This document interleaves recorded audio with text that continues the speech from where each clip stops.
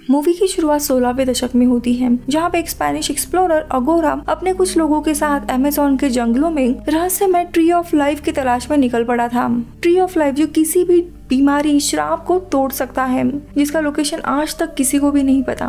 लेकिन अमेज़न का जंगल एक भूल भुलैया से कम नहीं था, इसीलिए सफर में अगोरा और उसके कई सारे लोग मारे गए। लेकिन तभी कुछ आदिवासी लोगों ने उन्हें बचा लिया। लेकिन उनका धन्यवाद करने के बजाय जब अगोरा को पता चला कि कबीले के सरदार के पास एरो हेड है, यानी ट्री ऑफ लाइफ का लोकेशन, तब वो जबरदस्ती उससे वो छीनने लगा। ना देने पर अगोरा और उसके लोगों ने कबीले को आग लगा दी, जिसके कारण कबीले के सरदार ने अगोरा और उसके लोगों को एक भयानक श्राप दिया कि वो लोग अभी कभी भी नहीं मर सकते और इस गांव की सीमा के बाहर भी नहीं जा सकते। अब कहानी 300 साल के बाद आती है 1916 में लंदन में, जहाँ पे हम डॉक्टर लिली और उसके भाई मैक को देखते हैं, जो रॉयल सोसाइटी ऑफ एक्सप्लोरर इनके सामने ट्री ऑफ लाइफ के बारे में जानकारी दे रहा था और एक मैप पेश करता है जो उनके पिता ने उन्हें दिया था, और कहता है कि एक बार हमें ट्री ऑफ लाइफ मिल जाता है तो दुनिया भर में जितने भी बीमारियां हैं उन्हें हम मिटा सकते हैं, वॉर में जख्मी हुए लोगों की मदद कर सकते हैं, जिसके लिए उन्हें म्यूजियम में रखा हुआ एरो हेड चाहिए था।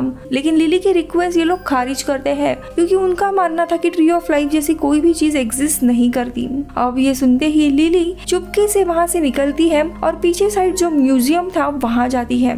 रास्ते में उसकी मुलाकात जर्मन प्रिंस से होती है, जिनसे बात करने के बाद वो आगे जाती है और म्यूजियम में एक बॉक्स में रखा हुआ एरो हेड चुरा लेती है और वहाँ से भाग ही रही थी। तभी प्रिंस को पता चल जाता है इसने एरो हेड चुराया है। वो उसे रोकने की कोशिश करते हैं, लेकिन लिली एरो हेड लेकर मैक के मदद से वहाँ से भाग जाती है।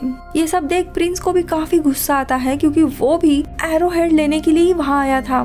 यहाँ पे लिली और मैक अमेज़न के जंगलों में जाने के लिए अपनी जर्नी शुरू करते हैं। तो दूसरी तरफ हम अमेज़न के रिवर में फ्रैंक को देखते हैं, जो एक गाइड था और वो अपने कस्टमर्स को रिवर घुमाने के लिए लेके गया था। लेकिन अक्सर वो अपने कस्टमर्स को बेवकूफ बनाता था और झूठी मूठी कहानियां सुनाता था। जैसे ही आदिवासी दिखे तो वो कहता कि ये आदिवासी उनके ऊपर हमला कर सकते हैं, और बोट को फास्ट लेके जाने के लिए वो एक्स्ट्रा पैसे मांगता था। जब वो किनारे आता है तब टॉम नाम का एक बिजनेसमैन वहाँ पे आता है और उसे जबरदस्ती उसके बोट की चाबी छीन लेता है, क्योंकि फ्रैंक ने उससे काफी उधारी ली होती है, और टॉम वो चाबी अपने ऑफिस में रख के वहाँ से चला जाता है।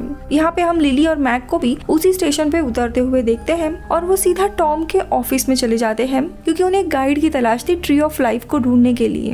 लेकिन तभी टॉम के ऑफिस में फ्रैंक था, अपनी चाबी चुराने आया था। लिली ऑफिस के बाहर से उसे बोट और गाइड की मांग करती है। अब यहाँ पे नया कस्टमर आया है, ये देखते हुए फ्रैंक टॉम की जगह लेते हुए उसे कहता है कि वो ये काम कर सकता है।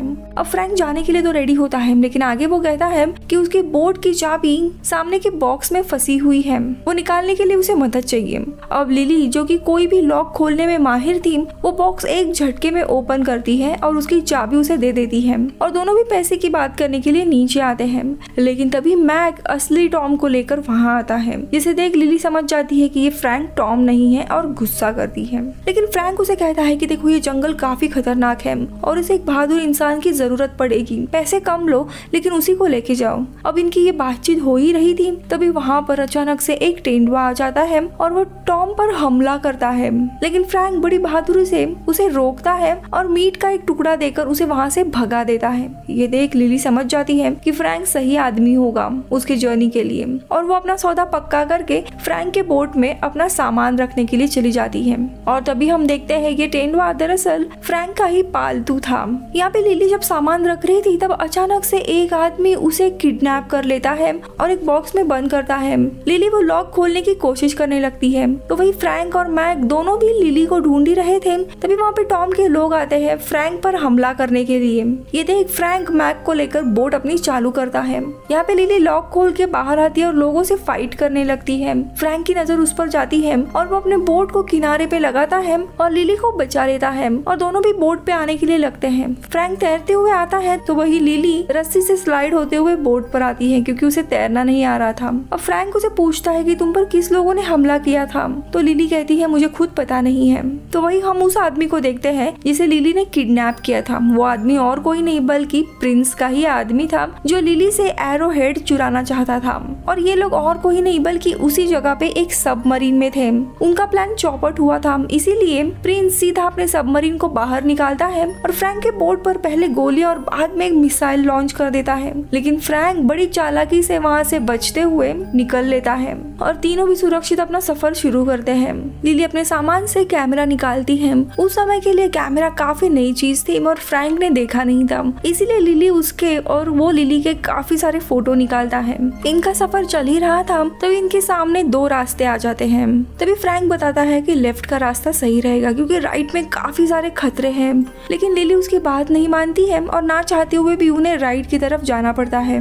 कुछ घंटों के बाद शाम हो रही थी, इसीलिए ये लोग एक किनारे पे रुक जाते हैं। रात का समय वहीं पे रुकना था। अब खाने के लिए फ्रैंक कुछ मछलियाँ पकड़ता है, वही उनका डिनर था। तब रात में मैग बोट में नीचे सोने के लिए चला जाता है। यहाँ बोट के ऊपर फ्रैंक अपना गिटार बजा रहा होता है तो लिली एक पेंटिंग निकाल रही होती है। दोनों भी काफी बातचीत करने लगते हैं और फ्रैंक लिली को कहता है कि तुम जिस चीज की खोज करने के लिए यहाँ आई हो वो चीज असल में नहीं है, वो बस एक बहकावा है जिसमें काफी सारे लोग मारे गए। लेकिन लिली कहती है कि वो चीज असल में है और वो पेड़ साइंस के काफी सारे डोर्स ओपन कर सकता है, इसीलिए वो खोज कर रही है। लेकिन इसी दरम्यान मैग जब नीचे गया था तब उसका जो जैगुआर था प्रॉक्सिमा वो मैग के सामने आ जाता है, इसीलिए डरते हुए मैग ऊपर आ जाता है और उसके पीछे पीछे प्रॉक्सिमा भी आ जाती है। ये देख अब लिली को समझ आता है कि क्लब में जानबूझ के उसने तेंदुआ लाया था ताकि लिली उसे काम दे, लेकिन फ्रैंक एक नंबर का झूठा आदमी है और अब वो उस पर विश्वास नहीं करती है क्योंकि वो भी गुस्से से चली जाती है। तो वही दूसरी तरफ हम जर्मन प्रिंस को देखते हैं जो जंगल के बीच में ही एक जगह पे आता है और वो और उसके आदमी एक बड़े से केव में नीचे चले जाते हैं। ये जगह वही थी जहाँ पे अगोर और उसके साथियों के मुर्दे कैद थे सदियों से। यहाँ पे काफी डरावनी खामोशी थी। अगोरा और उसके साथियों का शरीर उस श्राप के कारण पत्थर में बदल गया था और उन पेड़ों के जड़ों में कैद था, इसीलिए उनके शरीर पर सांप, कीड़े और काफी सारे मधुमक्खियों के छाते थे। प्रिंस वहाँ अगोरा के शरीर को देखता है और उसके शरीर पर नदी के पानी के कुछ बूंदे डालता है और तभी अचानक से वो मुर्दे जिंदा होते हैं और उनके शरीर से दो सांप आते हैं जो कि अगोरा के ही थे। प्रिंस उनसे एक सौदा करता है कि वो उन सबको आजाद कर देगा और अगर ट्री ऑफ लाइफ मिला तो इस श्राप से भी वो मुक्त कराएगा, लेकिन उसके बदले में उन्हें एरो हेड चाहिए जो अभी जंगल में ही एक लड़की के पास मौजूद है। वो सांप हाँ कहता है। अब इन सबको मुक्त करने के लिए जंगल का पानी उनके शरीर में पड़ना जरूरी था, इसीलिए प्रिंस नदी के किनारे पे बॉम्ब लगाता है जिससे पानी का बहाव इनके गुफा में आ जाता है और देखते ही देखते वहाँ के मुर्दों में जान आ जाती है। अगले दिन दोपहर में एक डरावने सपने से लिली उठती है। तभी फ्रैंक हंसते हुए उसे कहता है कि हमने काफी लंबा सफर तय किया है और जल्दी खराब रास्ता आने वाला है। दोनों को भी किसी चीज को पकड़ने के लिए कहता है और आगे पत्थरों से भरा हुआ रास्ता शुरू होता है जहाँ पे काफी मुश्किलों से फ्रैंक अपने बोट को बचाते हुए आगे बढ़ता है। तभी नीचे के सेक्शन में एक रम की बोतल गिर जाती है जिसे प्रॉक्सिमा यानी उसका जैगुआर पी लेता है और यहाँ बातों बातों में इन्हें समझ में ही नहीं आता, लेकिन आगे जाके एक बहुत ही बड़ा झरना था। ये देख फ्रैंक जल्दबाजी में अपनी बोट वापस घुमाने लगता है, लेकिन बहाव के कारण ये लोग काफी किनारे पर आ जाते हैं और नीचे गिरने ही वाले थे। लेकिन फ्रैंक बोट को धीरे धीरे एक किनारे की साइड में लेके आता है और वो लोग एक दूसरा मोड़ लेके सेफ रास्ते आगे बढ़ते हैं। तभी फ्रैंक नोटिस करता है कि प्रॉक्सिमा काफी अजीब बिहेव करके गिर जाती है, तो वही लिली की भी हालत खराब होने लगती है। इसीलिए आगे जाके ये लोग एक जगह पे रुक जाते हैं। फ्रैंक एंड मैग दोनों भी आके इंजन के लिए लकड़ियां लाने जाते हैं और बातों बातों में मैग उसे बताता है कि दरअसल लिली उनके पिता का सपना पूरा करना चाहती है जो ट्री ऑफ लाइफ ढूंढना चाहते थे और अपने बहन को वो किसी भी हालत में छोड़ना नहीं चाहता, इसीलिए वो उसके साथ आया है। तो वही दूसरी तरफ लिली बोट के नीचे के हिस्से में जाती है तो वहाँ उसे एक बंद कमरा मिलता है। वो चुपचाप उस लॉक को खोलती है तो वहाँ पर उसे एक फाइल में एरोहेड्स के कुछ फोटो, मैप और ट्री ऑफ लाइफ के कुछ डॉक्यूमेंट्स मिलते हैं। तभी फ्रैंक वहाँ पे आता है और वो उसे पूछती है कि तुम्हें ये सारी चीजें कैसे पता, और तभी फ्रैंक उसे बताता है कि काफी सालों पहले वो भी ट्री ऑफ लाइफ की तलाश में निकल पड़ा था, लेकिन उसे कोई भी वैसी ट्री नहीं मिली। आगे वो बताता है कि मैं अमेज़न के जंगलों के हर एक हिस्से में जा चुका हूँ, लेकिन कोई भी ऐसा अद्भुत पेड़ मुझे नहीं मिला। तब लिली उसे बताती है कि जब उसने पहली बार ट्री ऑफ लाइफ को ढूंढा था तब उसे भी नहीं मिला क्योंकि वो एक गलत जगह पे ढूंढ रही थी, लेकिन एरोहेड की मदद से ही ट्री ऑफ लाइफ को ढूंढा जा सकता है। अब इनकी ये बातचीत चली रही थी तब इन्हें मैग की एक चीख सुनाई देती है। तभी पता चलता है कि आदिवासियों के कुछ कबीले ने इन पर हमला हमला किया था और वो तीनों को भी एरो से बेहोश कर देते हैं और अपने कबीले में लेके जाते हैं। कबीले में पहुंचने के बाद कबीले के मुखिया के सामने उन तीनों को भी खड़ा कर दिया जाता है। तभी फ्रैंक उनके भाषा में उन्हें कहता है कि वो लिली और मैक को जाने दे और उनके बदले में फ्रैंक को वो अपने पास कैदी बना के रख ले। लेकिन तभी वो राजा कहता है कि उसे लिली ने पहना हुआ एरो हेड चाहिए और इसके बदले में तीनों को भी वो छोड़ देगा। लेकिन तभी लिली मना करते हुए अपनी रस्सी खोल देती है और पास का एक भाला लेकर उनसे लड़ने के लिए जाती है। लेकिन लिली का ये रूप देख वो उसका मजाक उड़ाने लगते हैं।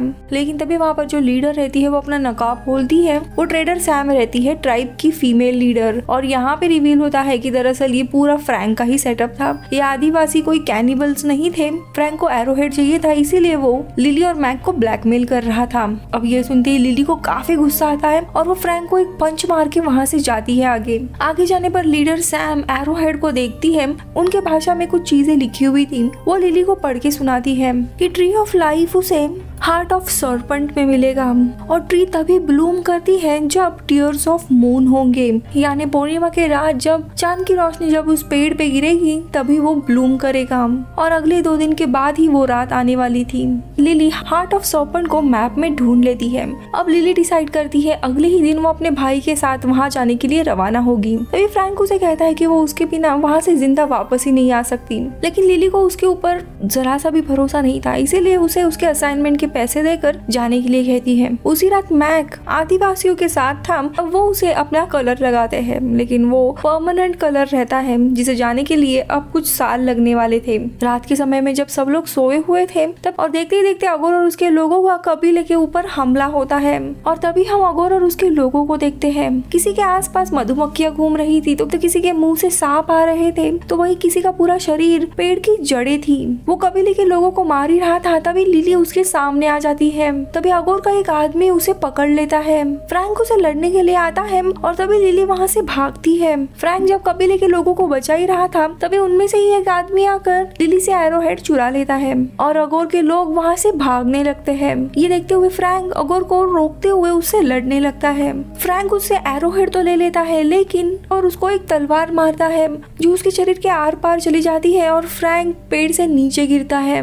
लेकिन लिली को देख वो एरोहेड उसकी तरफ फेंक देता है। अब ये सब कुछ देख लिली काफी दुखी हो जाती है। कबीले की सरदार लिली को बताती है कि उसे नदी से काफी दूर जाना होगा ताकि अगोर के राक्षस उसका पीछा न करें और वो वहां से भागने लगती है। अगोर के सारे लोग आकर उसके ऊपर हमला करते हैं, लेकिन वो जगह नदी से दूर होने के कारण वो वापस नदी के पास खींचे चले जाते हैं। यहाँ पे अगोर मधुमक्खियों की मदद से प्रिंस को इस जगह का लोकेशन भेजता है। अब दूसरे दिन लिली वापस कबीले में आती है, तब उसे फ्रैंक की बॉडी मिलती है।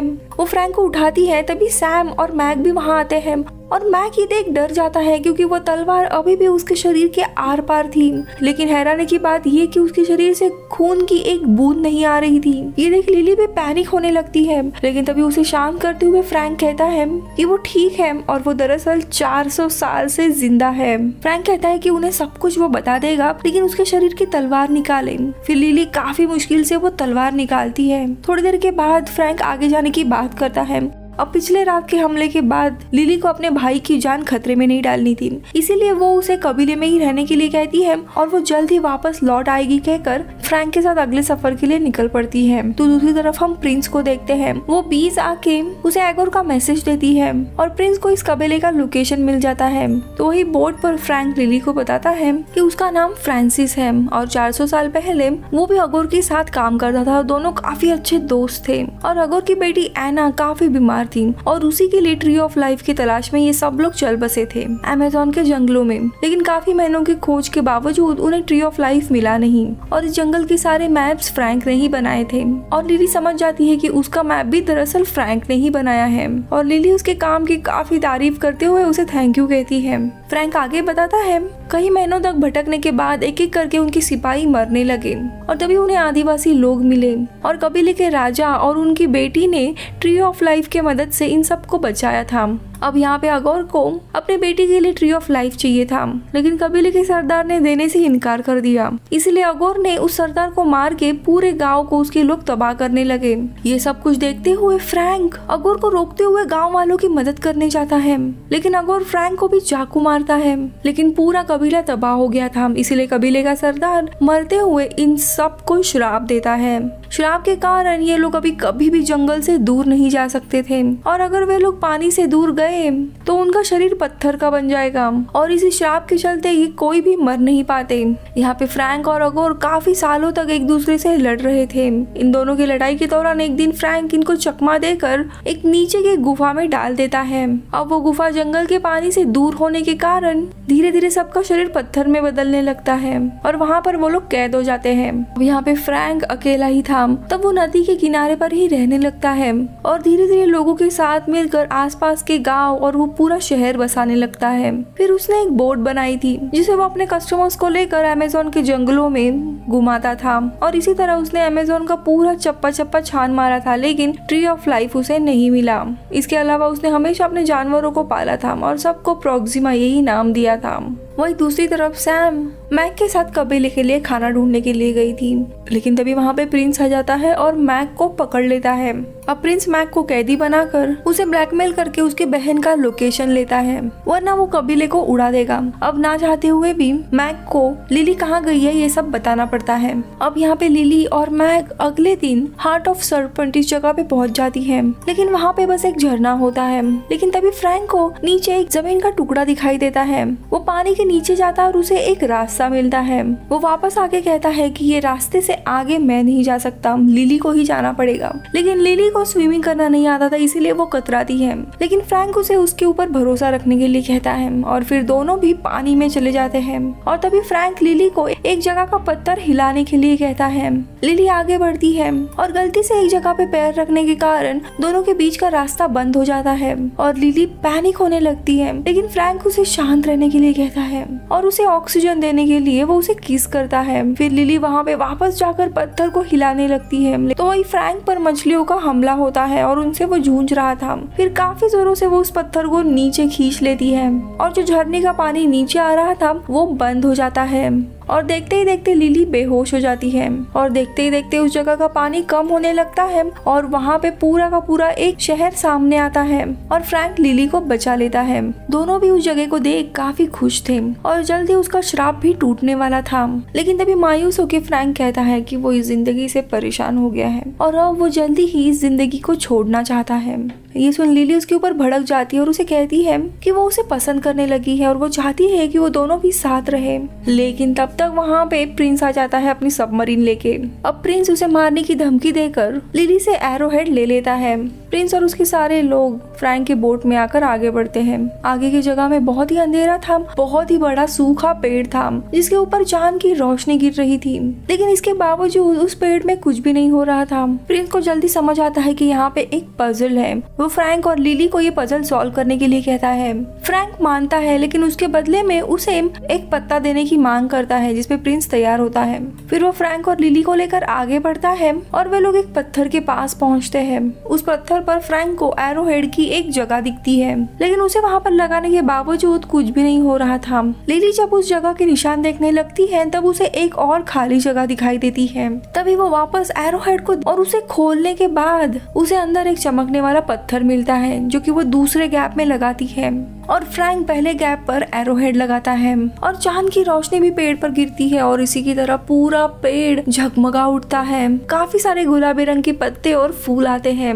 लिली को जल्दी रियलाइज होता है कि चांद जैसे ही चला जाएगा ये पेड़ भी मुरझा जाने वाला है। प्रिंस यहाँ पे काफी लालची था, जो कि पूरे पत्ते निकालना चाहता था, और इसी की तलाश में वो आगे बढ़ता है। तो वही फ्रैंक नीचे आके एक एक करके उसके सारे सोल्जर्स को मार गिराता है और मैक को बचाता है। यही मौका देखकर लिली ऊपर चढ़ती है और उस पेड़ पर से एक फूल निकाल लेती है, लेकिन तभी उसका पैर फिसल कर नीचे गिरता है, और देखते ही देखते चांद की रोशनी ना होने के कारण पेड़ वापस मुरझाने लगता है। लेकिन तभी प्रिंस आता है और उससे पत्ता मांगने लगता है, लेकिन तभी लिली को फ्रैंक की बोट उसके पास आते हुए दिखाई देती है, जिसे वो फूल को फ्रैंक के हाथ पे फेंक देती है और वो पकड़ लेता है, और तभी वहाँ पर अगोर और उसके सारे लोग आ जाते हैं। सबसे पहले अगोरा प्रिंस को ही मार देता है, लेकिन फ्रैंक उन्हें आखिरी पत्ता दिखाता है, इसीलिए वो लिली को छोड़ उसके पीछे जाने लगते हैं। फ्रैंक मैक एंड प्रोक्सिमा को एक जगह पे रुकाता है और इन सारे अगोर के लोगों के साथ वो लड़ने लगता है और उसे अगोर के सारे लोग पकड़ लेते हैं और उससे पत्ता मांगते हैं, लेकिन वो पत्ता उसने ऑलरेडी मैक को दे दिया था। तभी वो बोट एक जगह पे टकरा जाती है और बहुत ही बड़ा धमाका होता है, जिससे पानी आने का रास्ता बंद हो जाता है और वो जगह पूरी तरीके से सूख जाती है। और तभी श्राप के कारण आसपास काफी सारे पेड़ों की जड़ें आ जाती है और इन सब को दीवार में कैद करने लगती है। लिली और मैक को आने में देर हो जाती है और वो पूरी तरीके से पत्थर में बदल गया था। लिली उसे देख रोते हुए उसे बताती है कि वो उससे काफी ज्यादा प्यार करती है। फिर वो आखिरी फूल निकालकर फ्रैंक के मुंह में रखती है। फूल जैसे ही अंदर चला जाता है, फ्रैंक देखते ही देखते वापस जिंदा होने लगता है और वो श्राप से मुक्त होकर पूरी तरीके से ठीक हो जाता है। लिली देखते उसके शरीर से खून आ रहा था, यानी वो श्राप से मुक्त हो गया था। कुछ देर के बाद वहाँ पे चांद की वापस रोशनी आती है, जिसमें कई सारे फूल खिलते हैं, जिन्हें लेकर ये सब लोग वापस शहर में आते हैं और फ्रैंक फाइनली उस जगह से निकल पाता है 400 साल बाद। लिली की डिस्कवरी के कारण उसका काफी नाम होता है और रॉयल सोसाइटी एक्सप्लोरर उसे वापस इनवाइट करते हैं, लेकिन मैक उसके बिहाफ में उनका इनविटेशन फाड़ के फेंक देता है और सब लोग लंदन में आके रहने लगते हैं और मूवी इधर ही खत्म होती है। मैं मिलूंगी आपसे अगले वीडियो में। Bye bye.